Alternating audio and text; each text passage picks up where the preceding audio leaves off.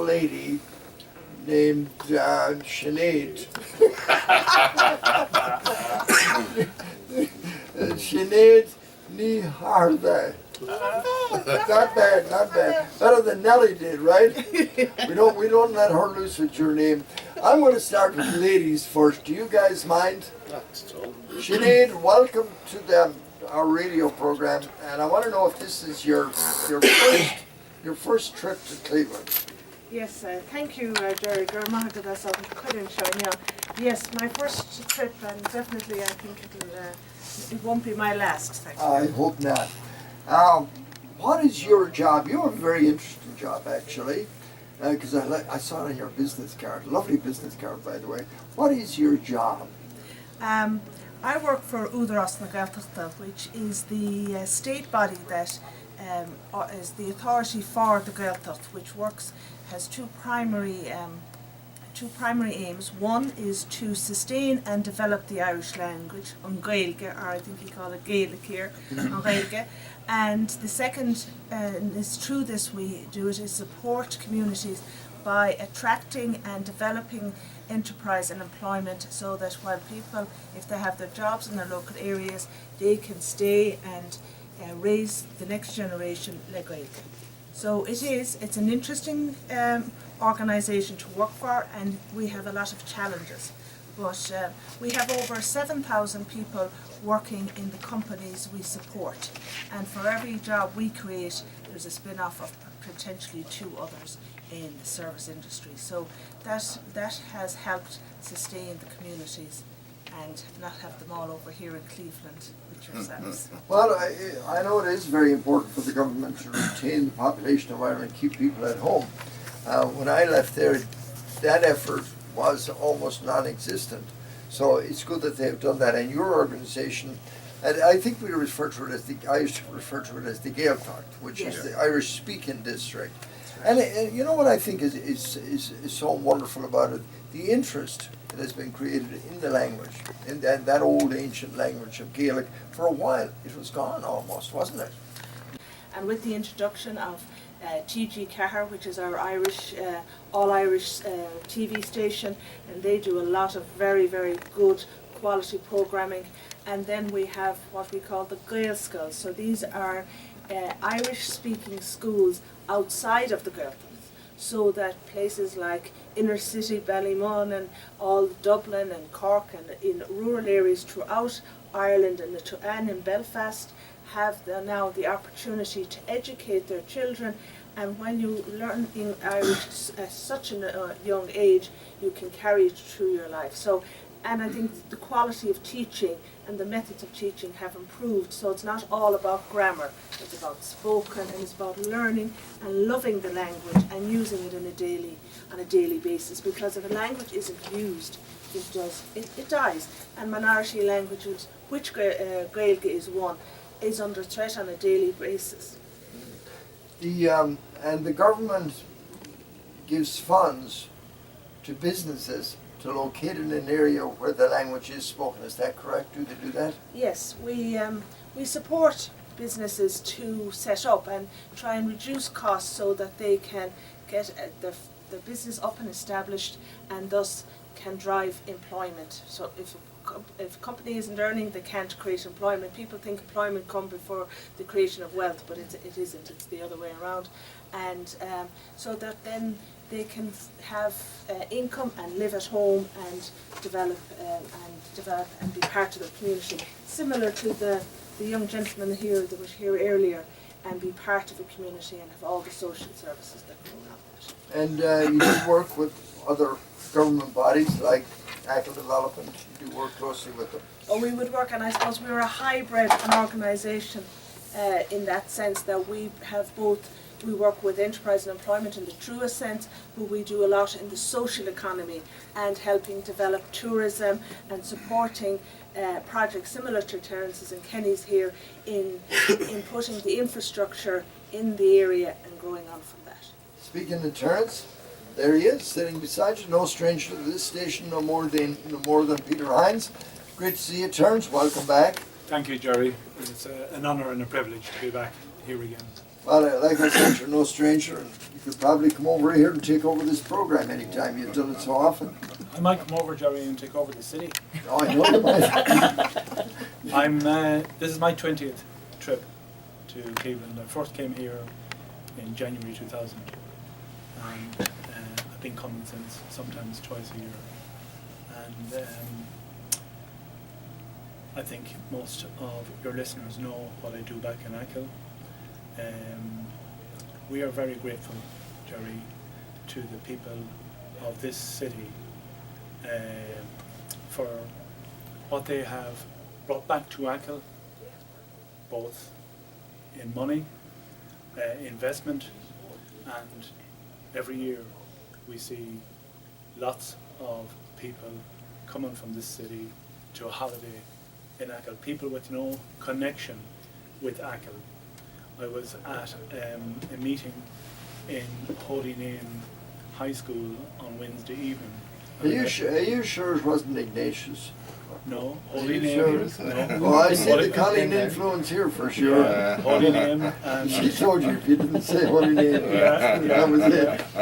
I met a girl there, a lady, and she told me that they were back in Achill a couple of years ago, that her dad took 4 houses for a week back in Achill. Gerry, to us, that speaks volumes. She has Achill connection, but they rented 4 houses, the whole family went back. Yeah, lots of things have happened, Gerry. We come out here on Tuesday. We are very, very grateful to the Mayo Society for all the work they do for us. Colleen had arranged a number of meetings. Our first meeting on Wednesday morning was with Case Western. We met with John Carroll. She ran you ragged. Yeah. She did, yeah. We had a long day, but out of those meetings, Gerry, has come positivity. And when we first set up the twinning back in 2003, education was one part of it. And I can tell you, as you well know, we had our first group of students from this city, from Walsh Jesuit and St. Ignatius in 2011. We had our kids back here in 2011 from Achill. This summer gone by, we've had Walsh Jesuit and St. Ignatius again.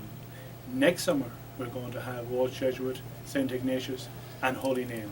So, Gerry, for me, it justifies all what Achill Local Development Company is about and Culloch for Borchalocker.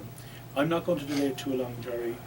I want to say a big thank you to you, Gerry, and your good wife, Nellie, to Eddie and Pat Fitzpatrick, to Tom and Anita Scanlon, to Colleen and Brian, JC and his family, and all the people on the Mayo Society. It's an honour and a privilege for us to come out here and get the treatment that we get, the context that we make, the meetings that are set up for us. We appreciate it. Thank you. We love doing it. I just wanted to mention while you're there, Terence, didn't Sean Hardy do a nice job last night as the MC? That's the first time he ever did it the whole way through. Tom Scanlon said, I'm not doing it anymore, I'm getting tired. So Sean took the whole thing over, and you know, he's so organized and so precise on it, everything. And he says to me one time, he says, no, don't get too close up there. He says, it's not your turn yet. So, because he didn't say it on his notes, he had everything written down. So, you know, we're not just... Sean is excellent. Oh, yes.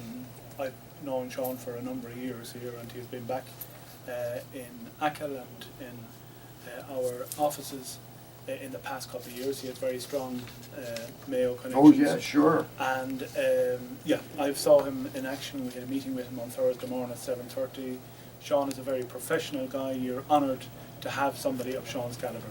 Oh, yeah. And, of course, Eddie McNamara was nice about that beautiful banner we had last night. And his dad is Achill Heritage also. Eddie's dad is from my village. Is he? Eddie's dad is from my village, and you would know some of his family, Kate O'Malley, etc. Sure. Gerry, I just, you know, would like to remember here today all the people that have passed away, that came with us, travelled with us here to Cleveland, including your own brother, and the first gentleman that met me here in Cleveland passed away in the last month, Joe Patton. I'd like to convey our condolences to all. Thank you. We're going to talk with Kenny and Michael Larkin. A few CD by Van Morrison here on the Irish Show on WHK. You can call us if you want for a request. Eddie is in the studio. No, he's ran out of the studio. He's gone somewhere again. It's Van Morrison. Keep Me Singing is the name of it. We're speaking with a lot of the people that came to the Mayo Ball last night. The first hour we covered the Mayo County Council. Talked a bit about them and the GAA, the young fellows from the GAA of Achill. We have with us now, you just heard from Sinead, Terence, and now we have Ken Deary and Michael Larkin. Michael, this is the second time now Michael has been in Cleveland. We're going to talk to him in a minute, and especially if you were at the ball last night and if you got the program. He is a nice head on it. I want to talk to him about some stuff, but first I want to go back here to Kenny because Kenny Deary is a kind of a very important part of the cog in the wheel of Achill tourism and everything that goes on in Achill. And I must tell you, he went, when we were in Achill this past summer, he got on the bus as a kind of a temporary tour guide. And the people said after to me, they says, let's get rid of that driver and let's hire this guy. So you really did a nice job, Kenny, telling people about Achill, but then again, who knows it better than you? Thank you, Gerry. What you omitted to mention is that I got in big trouble because I had them all an hour late for lunch by the time we finally got back. That's true, and I was one of the ones that was pacing the floor waiting for you. Nobody told me the lunchtime. First of all, well done on last night, but I have one complaint, Gerry. I bought tickets. I had even chose the 3 guests that were coming with me to the dinner. I wanted the weekend in the Intercontinental and I didn't win it. Oh, sorry about that. Tom Scanlon won it. You know, it's Tom Scanlon's grandson, I think, won it. Yeah. But overall, Kenny, you've been coming to all of these events, and I want your assessment on it. Last night was great fun. There was a good buzz about the place. Paul Donnan was an excellent choice. It's a pity he wasn't able to be there last night, but he used technology to the best to be able to be there in every way possible. There was a great atmosphere, and I think always a sign of a good night is when you're trying to slip off discreetly at 2 a.m.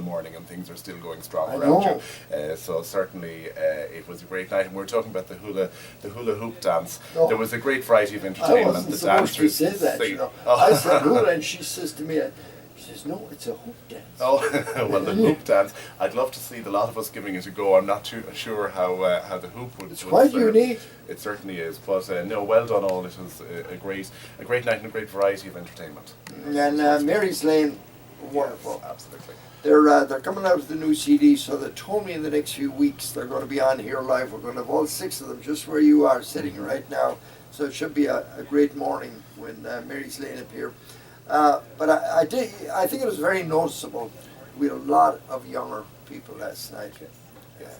There were people that genuinely were interested and stayed on, and I know from conversations that we had to follow on Terence's point even, a lot of them who hadn't been to Ireland, interested in coming to Ireland and genuinely wanting to be part of this. They got a great vibe out of the night about County Mayo, about this whole organisation, the Mayo Society of Cleveland, and just how much fun it is. And it is nice once in a while to see everybody dressed up with the tuxedos, and the ladies look great in their long gowns. The hostesses, that's the first year I've ever done that. Those girls have been hostess in this ball forever, you know. And I don't know why I never really acknowledged them. And I think it was only right to do so. No, indeed. We did have one no-show though. But we won't talk about Grace at all. We won't say that she didn't show. right. And our sponsors, of course, were wonderful. Did you meet any of the Fox Sports people? Now, Bridget Blinton, of course, she did her dance, but she's the reporter for Fox Sports. And one of the things I didn't mention is that she's on every Sunday night on the Golf Channel with Jimmy Hanlon. So she's on there. But it was great at Fox to. They had great representation there and a wonderful supporter. I can't say enough about them. But the main thing is that we have forged this alliance or connection with you folks in Achill, and I think it's very important that we do keep it going. And with all of Mayo Well, as I said last night, you know, you look at the projects that we have been able to deliver and achieve in Achill with the support of the Mayo Society of Cleveland and some wonderful people in Cleveland. And, you know, last year we came out here and we talked about a concept of an Achill experience and creating a visitor centre and creating something that would engage tourists when they come to Achill and create employment. And this year we're out here proudly being able to say that we've delivered it. It's open as a facility. 16,000 people have been through the door, which in American figures sounds small, but on the West of Ireland figures, that's we're punching above our waistline already. And that wouldn't have been a possibility were it not for the support of Mayo County Council, Sinead's organisation, Udaras, Gaelt, the Board Ishkiwara and Fáilte Ireland. But pinnacle to all this is our friends and our supporters here in Cleveland, both the Mayo Society and those people who came out generously last year and supported our project and indeed have continued to support and work with us even through this year. And it's something that we hope to grow and want to continue, and I see the society and the people of Cleveland being a very big part of it, both innate and in our student projects, in our academic exchanges. It couldn't happen were it not for the likes of the two of you that are sitting here in front of me, Colleen and Gerry, as well as many others. But Kenny, is it important when you go for grants, which are these organizations, now no one organisation supports this whole thing completely, so you go for a grant, say, to the Irish government, same thing as we do here, look for grants and funding. I would say that it's important for you to be able to say, well, we have this organisation in Cleveland, Ohio, that's willing to help us out. Do they ask you questions like that? What other places are you going to get funding? It's hugely important because, first of all, the granting authorities, when they're looking at projects, there's a risk in them allocating funding to any project. They have to make sure that we're not total nutcases and that we will spend the money wisely. Some organisations don't like to be the first mover. They want to see who else is committing, who else is committed first before they'll commit. And for us to be able to go and sit down with different authorities, be it Peter in the council, be it Udaras, be it whomever, once we're able to show that, yes, we have some support in Achill, we have a track record, we have these projects that we've delivered in the past, but we also have the capacity to raise funds from people who are our community but abroad, but they've bought into this and they're willing to support us. The value of that is much more than money. It brings confidence. And once you get people on board, people like to be associated with success. And Sure. They like to know what horses they can back as a good outcome. And certainly once I think every organisation and every grant authority in Ireland at this stage that we've applied to has got pages in the Cleveland story, because we certainly work it to the best of our ability. But you cannot put a price on the value of that, Gerry. We'll be right back. Stand by. Now, this message